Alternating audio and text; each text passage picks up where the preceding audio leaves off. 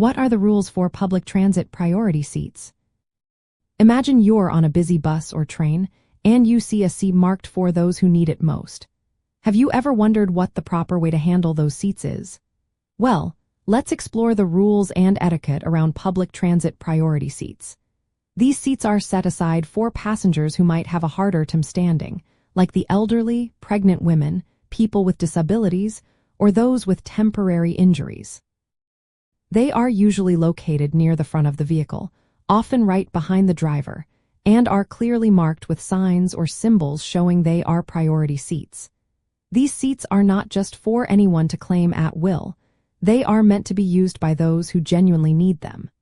If you are able to stand comfortably, it's expected that you offer your seat to someone who needs it more.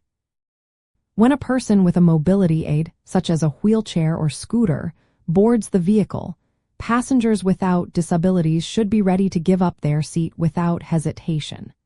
In many places, transit staff are legally required to ask non-disabled passengers to vacate priority seats if someone with a disability needs to sit down.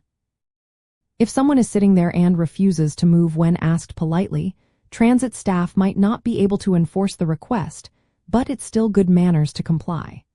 Mobility aids like wheelchairs, walkers, or crutches are often secured in designated areas that are part of the priority seating zone. Passengers using these aids have the right to occupy those spaces, and others should give way if needed. People with disabilities who can walk but have a temporary injury or condition are also encouraged to use the seats if they need to, but they are not required to. Showing kindness and respect is the core of the etiquette around these seats.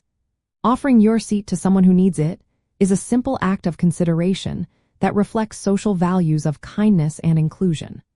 Always pay attention to signs and announcements that indicate priority seating.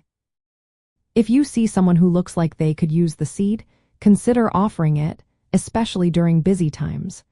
Remember, some disabilities are hidden, so don't assume someone doesn't need the seat just because they look fine.